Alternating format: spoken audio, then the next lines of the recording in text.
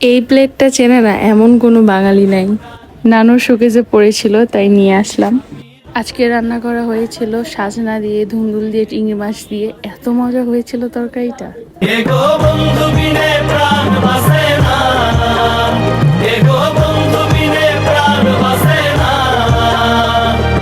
সাজনা এভাবে ভেঙে ভাতের সাথে মাখিয়ে খেতে অনেক মজা লাগে।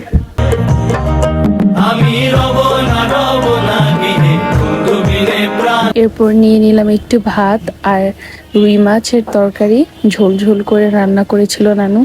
নানুদের হাতের রান্না এত মজা হয় কেন।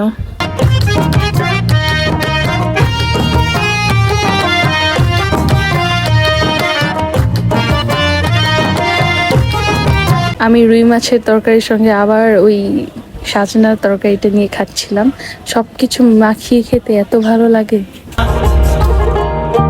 ঘরে আছে কুলো বধু মস্তে লইয়া সর মধু কি মধু খাওয়াইলো জানি না এগো কি মধু খাওয়াইলো জানি না এগো কি মধু।